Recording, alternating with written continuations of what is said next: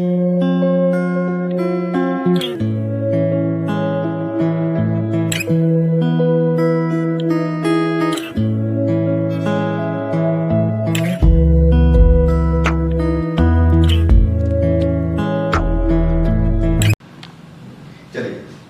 1 में हम लोग बात किए थे कि कौन सी रिएक्शन होती है, that are elementary reaction and complex reaction. Elementary reaction क्या थी? ऐसी रिएक्शन जो एक स्टेप में है। कॉम्प्लेक्स रिएक्शन क्या थी? एक से ज्यादा स्टेप में। जो रिएक्शन एक से ज्यादा स्टेप में होती है दैट इज कॉम्प्लेक्स रिएक्शन। फिर हमने बात किया था कि रेट ऑफ रिएक्शन, किसी रिएक्शन की रेट क्या है। तो रेट ऑफ रिएक्शन को हम लोग डिसअपियरेंस के टर्म में और अपीयरेंस के टर्म में लिखना सीखे थे। तो रेट ऑफ रिएक्शन क्या होता है? रेट ऑफ रिएक्शन का फार्मूला था rate of disappearance of reactant upon stoichiometric coefficient is equal to rate of appearance of product upon stoichiometric coefficient. यानी रिएक्टेंट के लिए हमेशा डिसअपियरेंस लिखेंगे और प्रोडक्ट के लिए हमेशा अपीयरेंस लिखेंगे और उनको उन्हीं के स्टोइकियोमेट्रिक कोएफिशिएंट से डिवाइड करते हैं। जैसे अगर एक एग्जांपल और लें, एक एग्जांपल से हम लोग और समझे इसको। जैसे हमने कहा कि हमारे पास रिएक्शन है 2A + 3B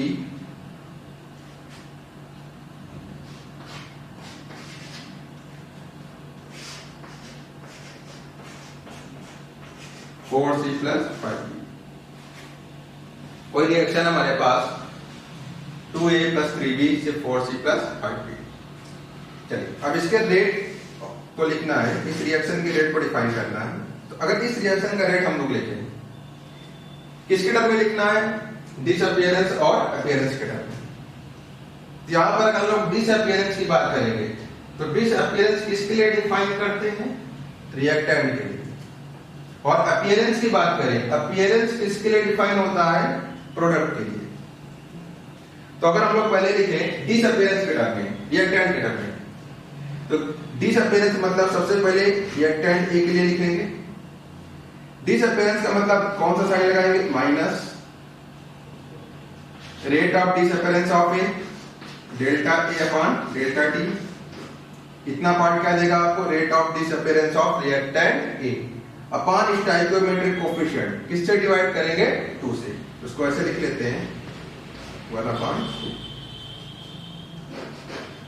यानी जो रेट है that is -1/2 delta A upon delta T. ये रेट किसके टर्म में आया है? ए के डिसअपियरेंस के टर्म में। अगर हम लोग बी के टर्म में बात करें तो बी भी क्या है? रिएक्टेंट। इस बार हम लोग बी के टर्म में बात कर रहे हैं। बी भी क्या है? रिएक्टेंट। अगर ये रिएक्टेंट है तो इसके लिए भी क्या लिखेंगे हम लोग? डिसअपियरेंस। और डिसअपियरेंस से मतलब कौन सा साइन लगाएंगे? Minus. That is minus change in concentration of B upon change in L। ये पार्ट तो क्या हो गया? Rate of disappearance of product. किससे डिवाइड करेंगे? इसी के स्टोइकियोमेट्रिक कोएफिशिएंट से। 3 से डिवाइड कर देंगे इसको ऐसे लिख सकते हैं 1/3। ये वाला रेट किसके टर्म में है? ए के टर्म में। ये रेट हमने किसके टर्म में लिखा है? बी के टर्म में। ठीक है, सब इक्वल होते जाएंगे। ये वाला पार्ट ए के लिए डिफाइन किया गया रेट। अगर ए के टर्म में रेट पूछे तो r = दिस। अगर बी के टर्म में जो है रेट पूछेंगे तो हम कहेंगे r = -1/3 delta b upon delta t। अगर सी के टर्म में हम लोग रेट निकालें, सी के टर्म में बात करें तो इक्वल टू सी क्या है? Product.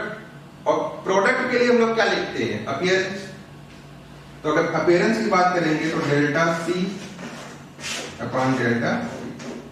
This is the rate of appearance of C upon किससे डिवाइड करेंगे? इसके स्टोइकियोमेट्रिक कोएफिशिएंट।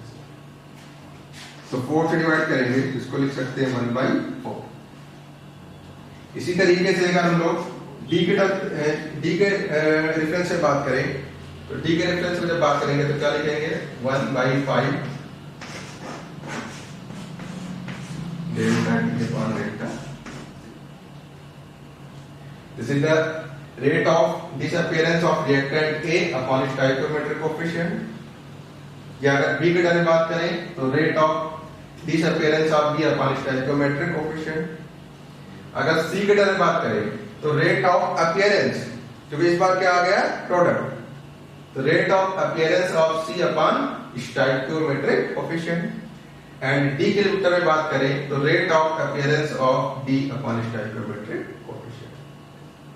तो इसी तरीके से हम लोग किसी भी रिएक्शन के रेट को उसके डिसअपीयरेंस और अपीयरेंस के टर्म में लिख सकते हैं। कोई भी रिएक्शन होगी उसकी रेट को हम तुरंत डिफाइन कर सकते हैं इन terms of disappearance and appearance. अब अगर आपको इसकी वैल्यू दे दी जाए तो आप तुरंत किसकी वैल्यू बता सकते हैं? रेट। इसकी वैल्यू दे दें या फिर इसकी वैल्यू दे दें या इनमें से किसी की आपको वैल्यू दे दें कि rate of disappearance of A given है, तो तुरंत क्या मिल जाएगा? रेट। या rate of disappearance of be given है, किसकी वैल्यू मिल जाएगी? रेट। या रेट ऑफ अपीयरेंस ऑफ सी दे दे, किसकी वैल्यू मिलेगी? रेट। या रेट ऑफ अपीयरेंस ऑफ, तो आप इनमें से कुछ भी गिवन होगा तो तुरंत किसकी वैल्यू फाइंड कर सकते हैं? ये रेट लिखने का, किसी भी रिएक्शन के रेट लिखने का तरीका है, लेकिन किसके टर्म में आया है? इन terms of disappearance and appearance. अब एक दूसरा तरीका भी हम लोग सीखेंगे। अभी रेट लिखने का एक दूसरा तरीका भी है, उसको भी हम लोग डिस्कस करेंगे। ये तो पहला तरीका है कि पहले तरीके से हम लोग कैसे किसी रिएक्शन के रेट को डिफाइन कर रहे हैं इन terms of disappearance and appearance. चलिए इसी फार्मूले का एप्लीकेशन एक दो जगह और करते हैं। एक तो क्वेश्चन में अगर हम लोग और देखें,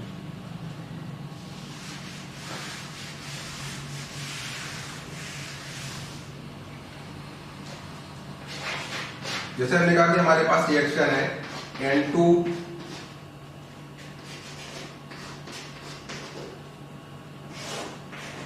3H2 2 अमोनिया। N2 और H2 मिलकर क्या बना रहे हैं? अमोनिया। अगर इस रिएक्शन के रेट को हम लोग रेट ऑफ डिसअपीयरेंस और अपीयरेंस के टर्म में लिखें, इसको हम लोग लिखना चाह रहे हैं इन terms of disappearance and appearance. तो अगर हम लोग यहां पर बात करें तो N2 और H2 ये क्या है? रिएक्टेंट, यानी इनके लिए हम लोग बात करेंगे डिसअपीयरेंस की, और अमोनिया इज द प्रोडक्ट, तो इसके लिए हम लोग किसकी बात करेंगे? अपीयरेंस। यानी इनके लिए डिसअपीयरेंस, तो इनके रेट के पहले माइनस साइन लगाना है और इसके रेट के पहले कौन सा साइन लगेगा? प्लस। इसके लिए हम लोग बात करेंगे अपीयरेंस। तो अगर हम लोग लिखना स्टार्ट करें, ये रेट ऑफ, अगर N2 का डिसअपीयरेंस लिखे तो minus delta N2 upon delta, this is the rate of disappearance of N2 divide by stoichiometric coefficient 1 ही है, कोई चेंज नहीं होगा। तो minus delta N2 upon delta is equal to minus rate of disappearance of H2, rate of disappearance of H2 minus delta H2 upon delta T। किससे divide करेंगे? Stoichiometric coefficient से। इसको लिख सकते हैं 1/3 is equal to rate of appearance of ammonia. Rate of appearance of ammonia मतलब delta NH3 upon delta T divide by stoichiometric coefficient.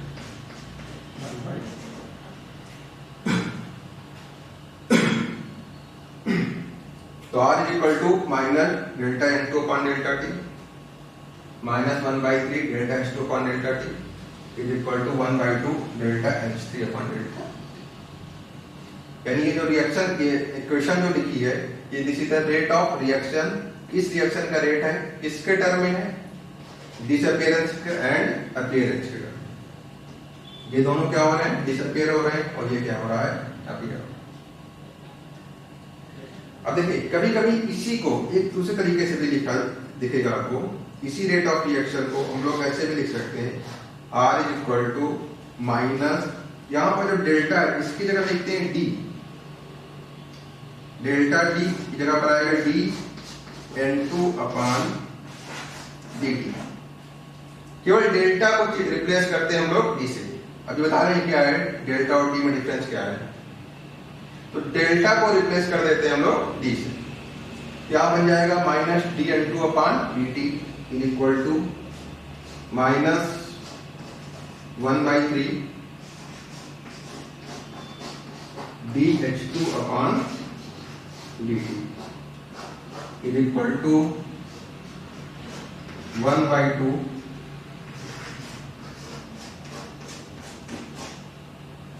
dNH3 upon dt। यहां पर डेल्टा यूज किया हम लोगों ने, यहां पर डेल्टा को रिप्लेस किया डी से, डेल्टा की जगह पर क्या लिख दिया, डी से। इसको भी बोलते हैं सेम, जो इसका नाम है और इसका नाम दोनों सेम है। This is the rate of disappearance of N2, ये भी है rate of disappearance of N2। This is the rate of disappearance of H2 divide by coefficient, same चीज है, rate of disappearance of H2 divide by coefficient. This is the rate of appearance of ammonia, और इस term को भी बोलते हैं rate of appearance of ammonia. दोनों में बस डिफरेंस ये होता है कि जो ये रेट है इसको बोलते हैं एवरेज रेट। ये जो रेट लिखा है that is the average rate. अगर डेल्टा के टर्म में लिखेंगे, डेल्टा मतलब एवरेज, जब डेल्टा के टर्म में लिखेंगे तो that is the average rate. और जब डी के टर्म में डिफाइन करते हैं that is known as instantaneous rate.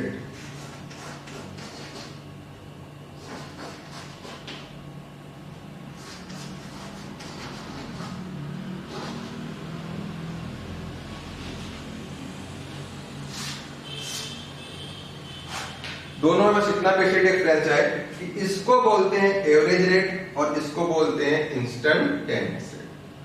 जब डेल्टा सिंबल यूज करेंगे this is known as average rate, और जब डी सिंबल यूज करते हैं this is known as instantaneous rate. Average rate क्या होता है, इंस्टेंटेनियस रेट क्या है, दोनों में डिफरेंस क्या होता है। एवरेज रेट का मतलब होता है rate in particular time interval, rate in particular time interval. एक टाइम इंटरवल में अगर हम लोग रेट डिफाइन कर रहे हैं that is known as average rate. जैसे हमने कहा रिएक्शन है ए से B, time t equal to 0 पर इसका कंसंट्रेशन है 5 मोलर और ये 0।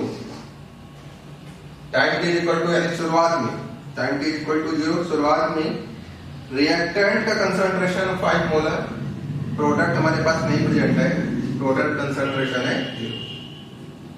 हमने कहा टाइम t इक्वल टू जब 5 सेकंड हुआ, 5 सेकंड के बाद 2 मोल रिएक्टेंट प्रोडक्ट में चला गया, सॉरी 2 मोलर, कंसंट्रेशन की बात कर रहे हैं, तो 2 molar reactant is converted into product.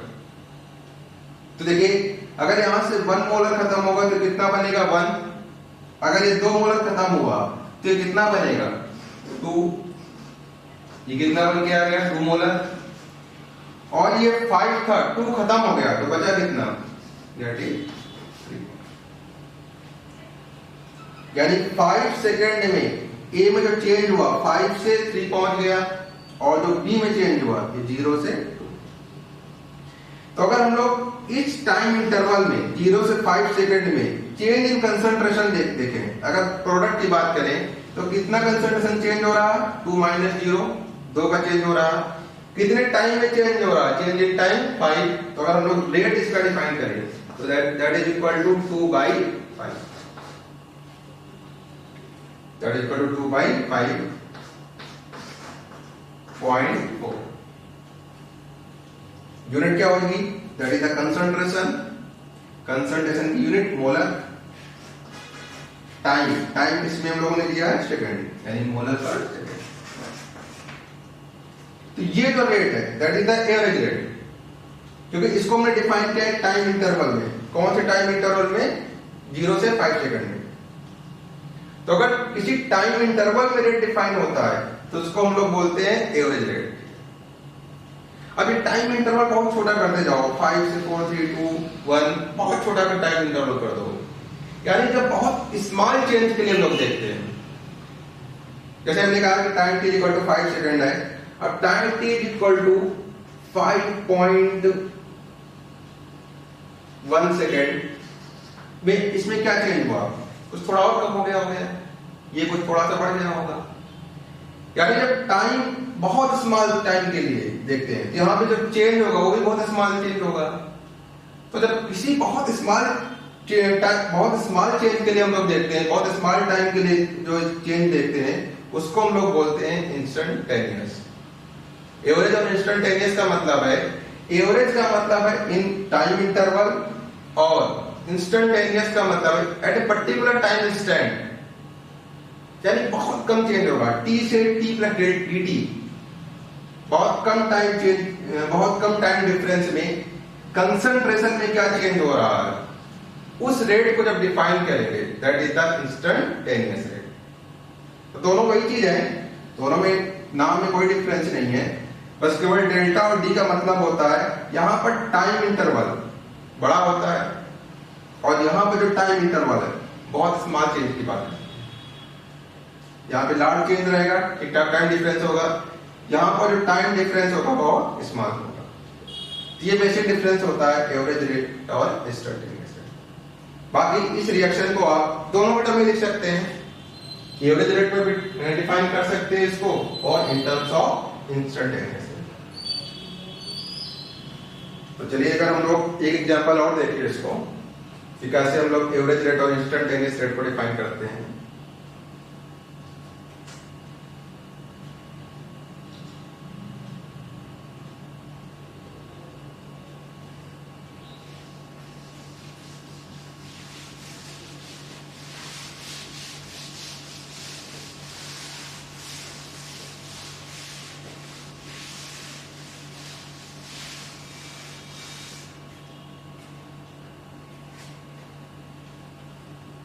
एक रिएक्शन है हमारे पास 2SO2 O2 it gives SO3 SO2 O2 it gives SO3। अब इस रिएक्शन के लिए हम लोग एवरेज रेट लिखना चाह रहे हैं और इंस्टेंटेनियस रेट। इस रिएक्शन के रेट को हम लोग दोनों टर्म में डिफाइन करना चाह रहे हैं इन terms of average and in terms of instantaneous. तो अगर हम लोग एवरेज रेट की बात करें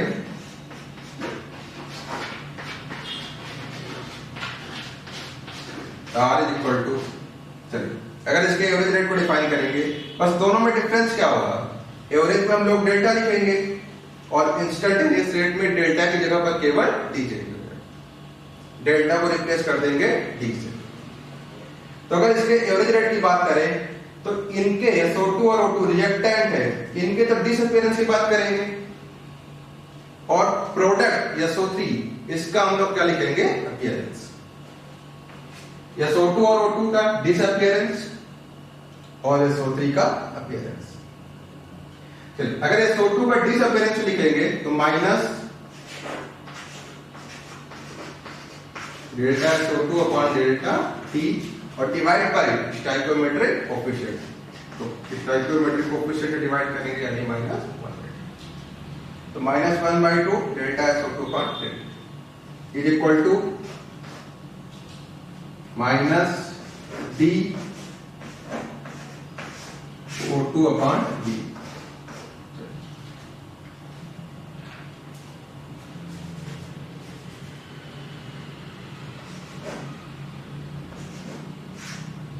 इक्वल टू इसका क्या लिखेंगे हम लोग, अपीयरेंस।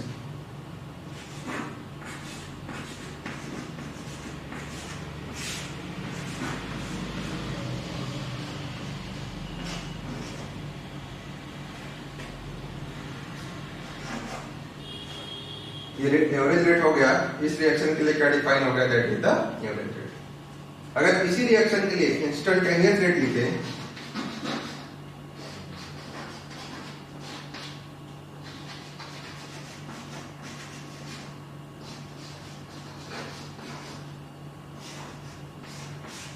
केवल चेंज क्या होगा, यहां पर डेल्टा की जगह पर क्या लिखेंगे, केवल D -1/2 DSO2 upon dt that is equal to minus DO2 upon dt is equal to 1/2 dSO3/d. That is the average rate and that is the starting rate. किसके टर्म में लिखे हुए हैं? In terms of disappearance and appearance. ये दोनों disappear हो रहे हैं, SO2 and O2, और SO3 अपीयर हो रहा है।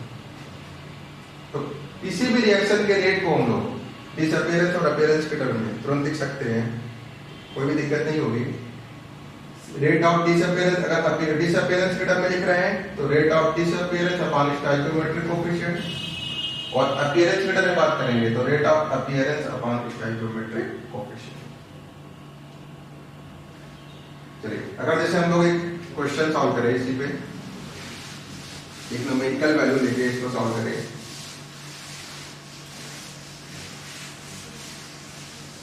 हमने कहा कि ये रिएक्शन है DSO2 plus O2 2SO3, 2SO2 plus O2 2SO3। इसमें आपको गिवन है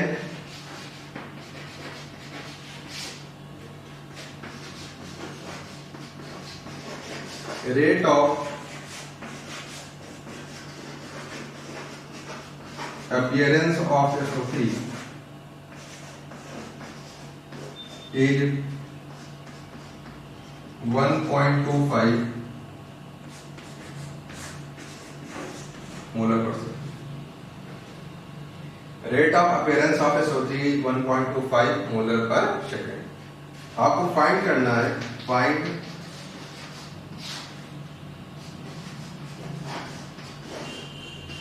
पहला part,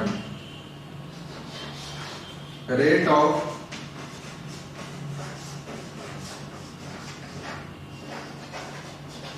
disappearance of SO2, rate of disappearance of SO2, and rate of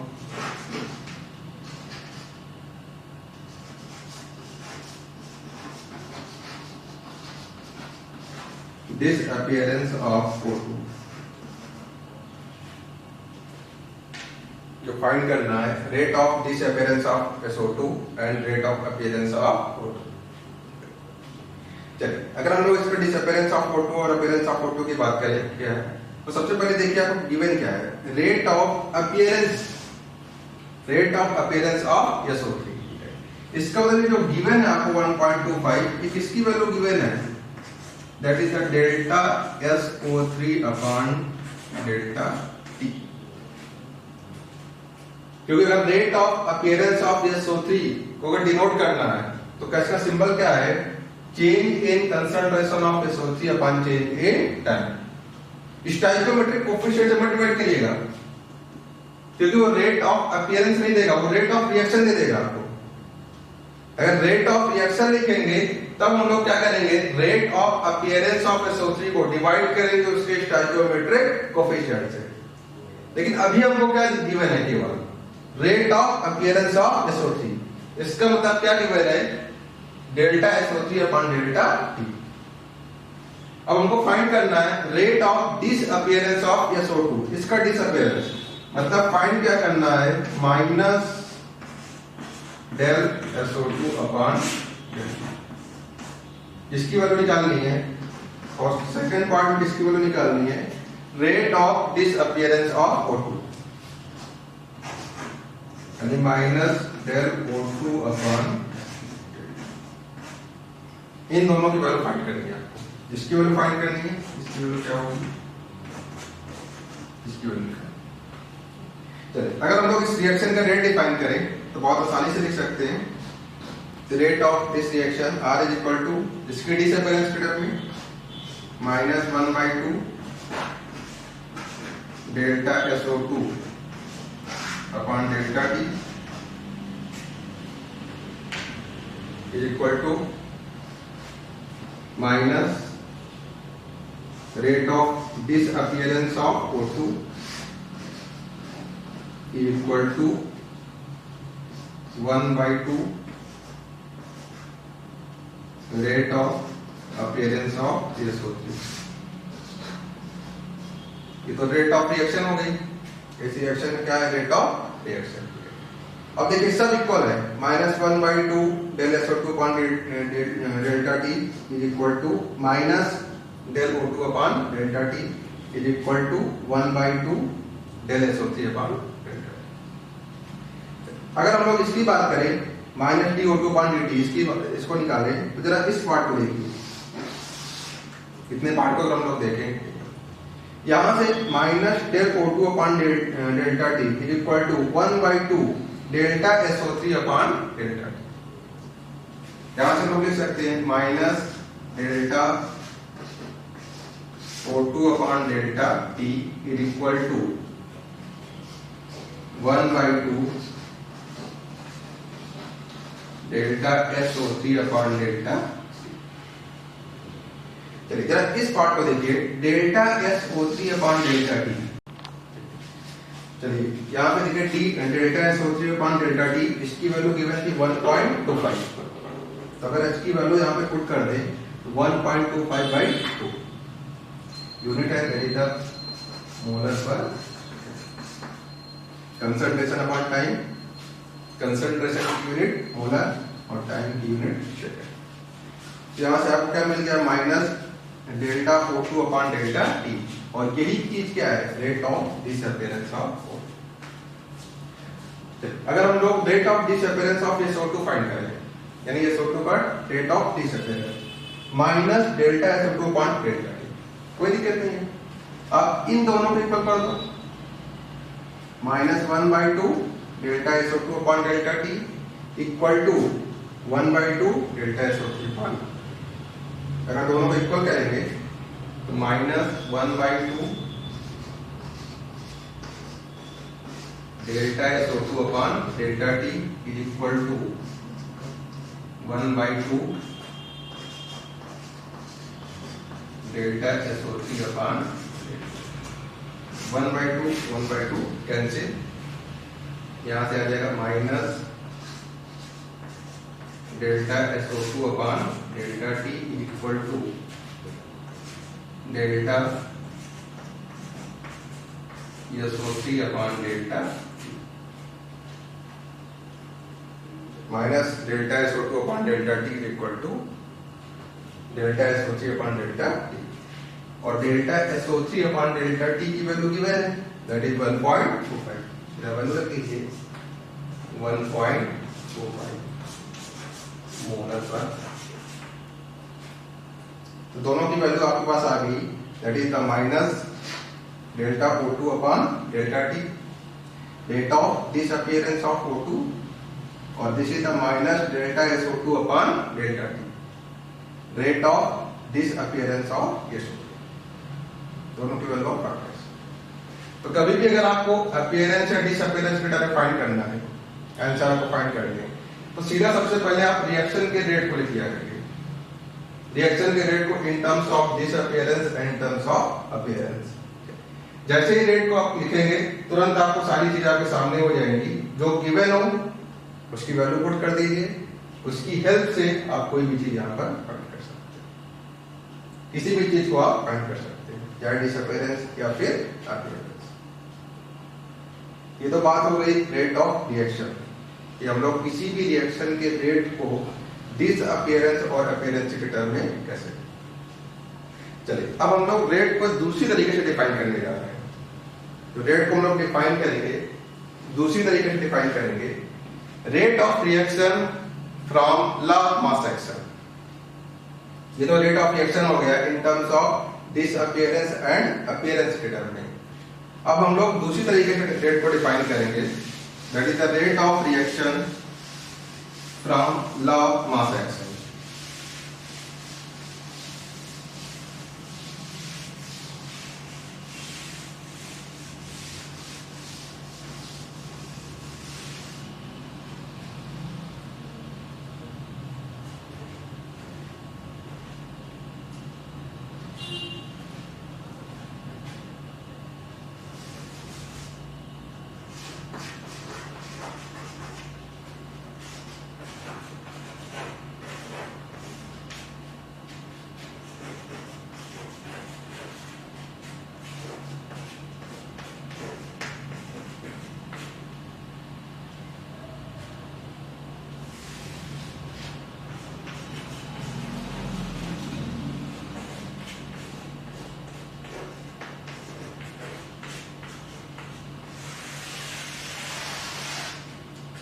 चलिए इस पॉइंट को ध्यान दीजिएगा, इंपॉर्टेंट पार्ट है। Rate of reaction from law of mass action. Rate define करने का एक तरीका समझ में आ गया कि अगर डिसअपियरेंस और अपीयरेंस के टर्म में डिफाइन करेंगे तब हम लोग रेट को कैसे डिफाइन करेंगे। अब दूसरा तरीका है कि लॉ ऑफ मास एक्शन से रेट को कैसे डिफाइन किया गया, कैसे हम लोग लॉ ऑफ मास एक्शन से रेट को डिफाइन करेंगे। सबसे पहला पॉइंट जो आपको ध्यान रखना है कि लॉ ऑफ मास एक्शन, ये जो लॉ ऑफ मास एक्शन है ये केवल और केवल एलिमेंट्री रिएक्शन के लिए वैलिड है। यानी इसकी हेल्प से हम लोग केवल एलिमेंट्री रिएक्शन का रेट डिफाइन कर सकते हैं, कॉम्प्लेक्स का रेट डिफाइन नहीं कर सकते। यानी किसके लिए वैलिड है, ओनली फॉर एलिमेंट्री रिएक्शन। तो law of mass action is valid only for elementary reaction.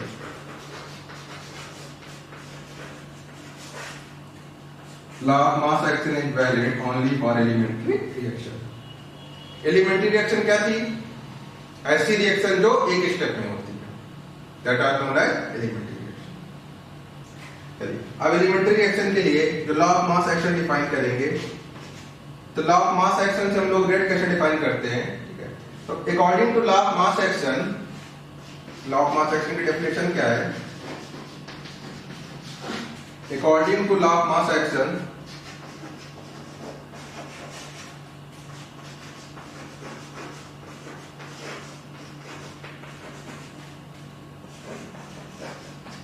Rate of any reaction is rate of any reaction is directly proportional to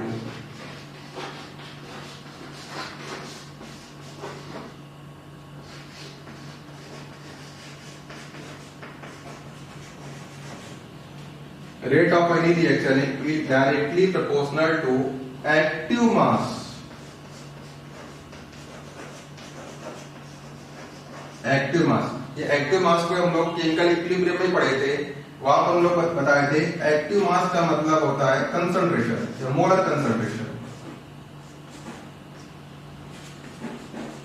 active mass या उसी का नाम होता है that is the molar concentration, या उसी को हम लोग बोलते हैं कंसंट्रेशन। तो according to law of mass action, rate of any reaction is directly proportional to active mass of reactant.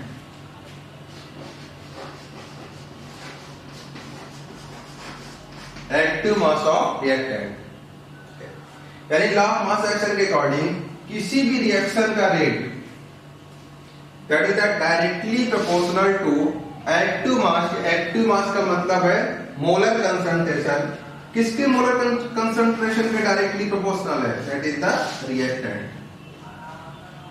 किसके मोलर कंसंट्रेशन के डायरेक्टली प्रोपोर्शनल है, रिएक्टेंट। प्रोडक्ट की बात नहीं करेंगे, केवल हम लोग किसको देखेंगे, रिएक्टेंट। तो rate of reaction is directly proportional, rate of reaction according to law of mass action से, तो लॉ ऑफ मास एक्शन के हिसाब से rate of any reaction is directly proportional to active mass, क्या एक्टिव मास भी बोलते हैं मोलर कंसंट्रेशन ऑफ रिएक्टेंट। जैसे हमने कहा कि अगर हमारे पास एक रिएक्शन है ECB, ये रिएक्टेंट है, ये कन्वर्ट हो गया प्रोडक्ट, ए से बन रहा है प्रोडक्ट। अब इस रिएक्शन का रेट ऑफ रिएक्शन लिखना है लॉ ऑफ मास एक्शन से।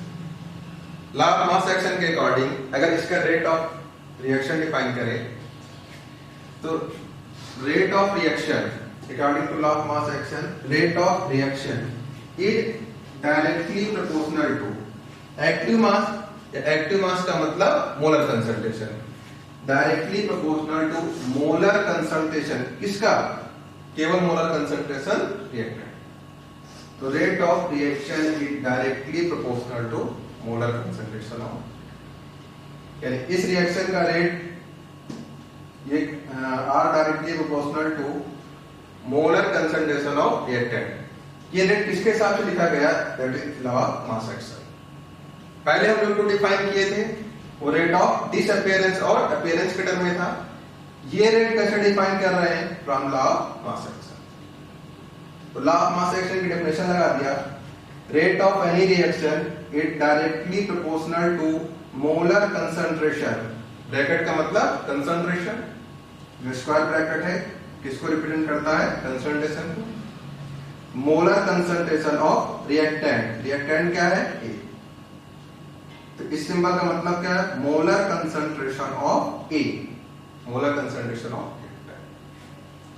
जब इस प्रोपोर्शनलिटी को हटाते हैं तो एक कांस्टेंट आता है, दैट इज के, यानी के इनटू कंसंट्रेशन ऑफ ए। यहां से रेट ऑफ रिएक्शन हो गया के इनटू कंसंट्रेशन ऑफ ए। के नोन है प्रोपोर्शनलिटी कांस्टेंट, प्रोपोर्शनलिटी हटा रहे हैं तो हर कांस्टेंट क्या बोलते हैं? Proportionality constant. तो के नोन है प्रोपोर्शनलिटी कांस्टेंट, लेकिन इसका एक स्पेशल नाम होता है, के को हम लोग बोलते हैं रेट कांस्टेंट। ये नाम आपको ध्यान रखना है, K is known as rate constant, R is known as rate of reaction and concentration of A, this is known as concentration of reactant। तो यहां से K प्रोपोर्शनलिटी कांस्टेंट, इसका एक अलग स्पेशल नाम होता है, that is known as rate constant. और इसकी वैल्यू जो K है दो चीजों पर डिपेंड करता है, एक टेम्परेचर, दूसरा कैटेलिस्ट। K को हम लोग टेम्परेचर चेंज करके चेंज कर सकते हैं, या फिर अगर हम लोग कैटेलिस्ट भी ऐड करेंगे तब भी के की वैल्यू चेंज होगी। अब इसको आगे हम लोग डिस्कस करेंगे कि टेम्परेचर और कैटेलिस्ट से रेट कांस्टेंट कैसे चेंज होता है। लेकिन अभी बस अपना ध्यान रखना है कि के को हम लोग चेंज कर सकते हैं, यानी रेट कांस्टेंट को टेम्परेचर चेंज करके और कैटेलिस्ट ऐड करके, इन दोनों से हम लोग रेट कांस्टेंट की वैल्यू को चेंज कर सकते हैं। यहां से ये जो रेट ऑफ रिएक्शन है, नई इक्वेशन मिली आपको, इसी द रेट ऑफ रिएक्शन, और ये रेट ऑफ रिएक्शन किसके हिसाब से डिफाइन किया गया? Law of mass action. अगर अब एक से ज्यादा रिएक्शन हो जाए, एक से ज्यादा रिएक्टेंट हो जाए, जैसे यहां पर एक रिएक्टेंट लिया हमने, फार more than one reactant,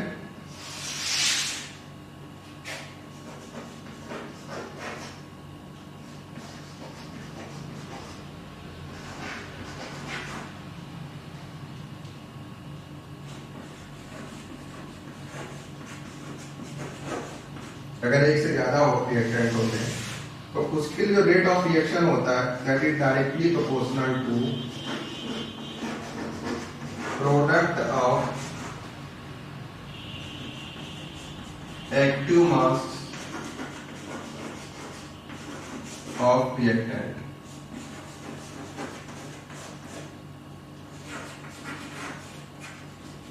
product of active mass of reactant. अगर एक से ज्यादा रिएक्टेंट हो गए तो जो रेट ऑफ रिएक्शन होगा, जितने रिएक्टेंट होंगे उनके एक्टिव मास या मोलर कंसंट्रेशन का क्या लिखेंगे? प्रोडक्ट, यानी सबको मल्टीप्लाई करते जाएंगे। जैसे एक एग्जांपल है, ए और बी, दो रिएक्टेंट लिया हमने, ए एंड बी, इससे बना प्रोडक्ट, कोई प्रोडक्ट। अगर इस रिएक्शन का हम लोग रेट ऑफ रिएक्शन लिखे, इस रिएक्शन के लिए रेट ऑफ रिएक्शन लिखे from law of mass action से, तो लॉ ऑफ मास एक्शन से एक से ज्यादा रिएक्टेंट है तो rate of reaction is directly proportional to product of active mass, या एक्टिव मास की जगह लिख सकते हैं मोलर कंसंट्रेशन। एक्टिव मास या बोलते हैं मोलर कंसंट्रेशन ऑफ रिएक्टेंट। तो रिएक्टेंट क्या है? ए, इसका कंसंट्रेशन इनटू जितने भी रिएक्टेंट होंगे सबके मोलर कंसंट्रेशन को मल्टीप्लाई करते जाओ, क्या मिल जाएगा आपको? Rate of reaction. फिर यहां से अगर हम लोग प्रोपोर्शनलिटी को हटाएं तो एक कांस्टेंट आएगा, that is K A into K known as rate constant. Same चीज है भाई, के को बोलते हैं रेट कांस्टेंट, ये जो रेट ऑफ रिएक्शन है, ये रेट ऑफ रिएक्शन किस रिएक्शन के लिए है? ये यानी जब सिंगल रिएक्टेंट होगा तो simple rate of reaction is equal to concentration of reactant. एक से ज्यादा रिएक्टेंट हो गए तो सारे रिएक्टेंट के कंसंट्रेशन को मल्टीप्लाई करते हैं। अच्छा, अब मान लो जैसे यहां पर देखिए हमने रिएक्टेंट एक लिया और कोफिशिएंट भी 1 है। यहां पर रिएक्टेंट 2 है लेकिन सबके दोनों के कोफिशिएंट क्या है? 1 1। अब बाई चांस कोफिशिएंट ऐड हो जाए, यहां पर कोई कोफिशिएंट आ जाए, जैसे हमने कहा यहां पर है ये रिएक्शन हो गई 2A से प्रोडक्ट, रिएक्शन हो गई 2A से प्रोडक्ट। इसके रेट ऑफ रिएक्शन को लिखना है लॉ ऑफ मास एक्शन से, इसका रेट ऑफ रिएक्शन क्या होगा? तो देखिए 2A को हम लोग इसको ऐसे भी लिख सकते हैं, 2A का मतलब है A plus A, A plus A से प्रोडक्ट।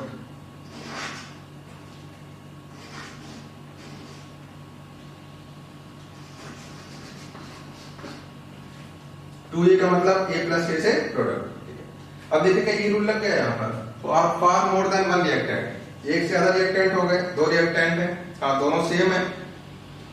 तो अगर इस रिएक्शन के लिए रेट ऑफ रिएक्शन लिखे तो rate of reaction is directly proportional to product of concentration of all reactant. जितने भी रिएक्टेंट हैं सबके कंसंट्रेशन का प्रोडक्ट। यहाँ पर इस रिएक्टेंट के लिए बात करें, सीधा कंसंट्रेशन ऑफ इट इनटू इसके लिए बात करें, this is the concentration of, यहां से R प्रोपोर्शनलिटी को हटाते हैं, यहां पर कांस्टेंट लिखेंगे K, A into A that is equal to.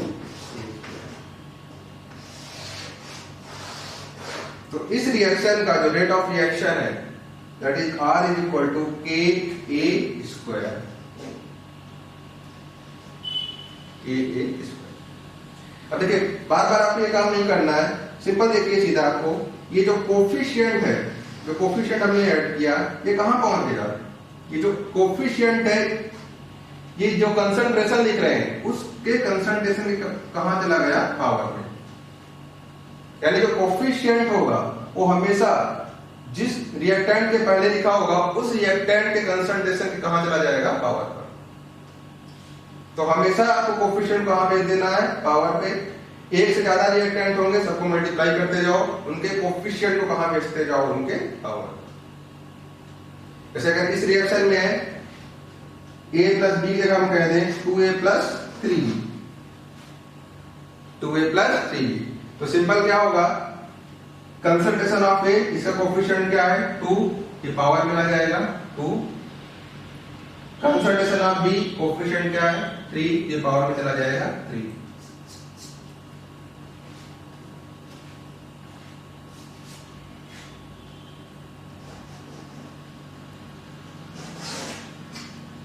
यानी इस रिएक्शन का जो रेट हो गया R is equal to K A square B power 3।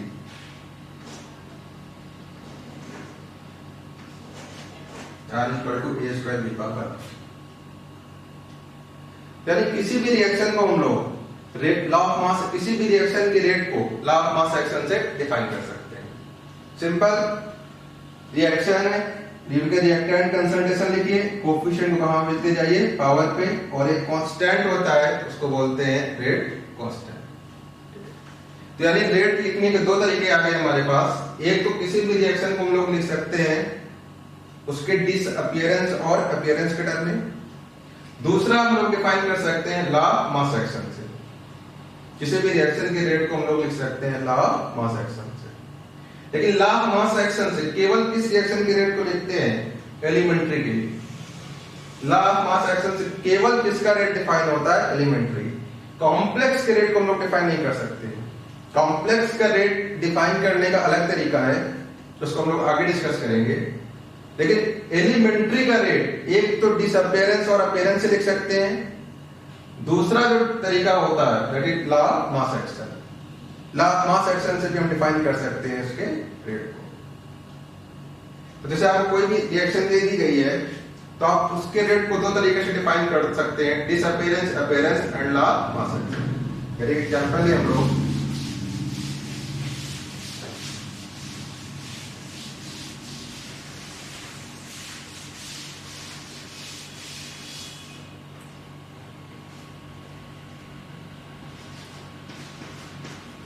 2a से 3b।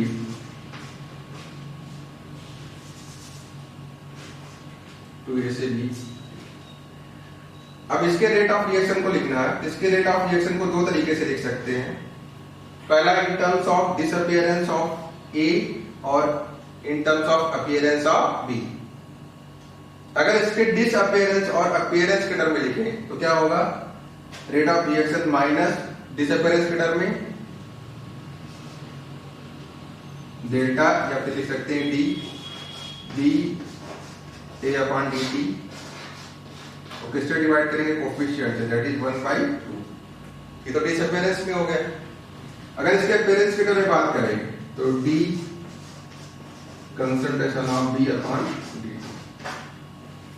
This is the rate of reaction. इस रिएक्शन का रेट है, ठीक है, इसके टर्म में in terms of disappearance and appearance. अब इसी रिएक्शन के रेट को लॉ ऑफ मास एक्शन से लिखेंगे तो R is equal to K rate constant into concentration of reactant. केवल रिएक्टेंट को देखेंगे, प्रोडक्ट से मतलब नहीं है। कंसंट्रेशन ऑफ रिएक्टेंट और कोफिशिएंट कहां जाएगा? इसके power. R equal to K।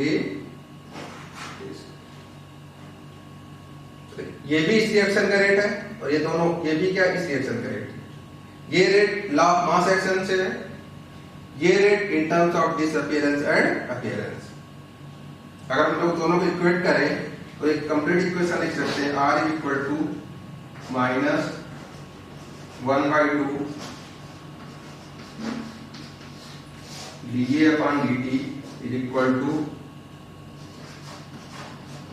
dB by dt is equal to, क्योंकि दोनों रेट सेम है, दोनों को इक्वेट कर सकते हैं हम लोग, इज इक्वल टू के।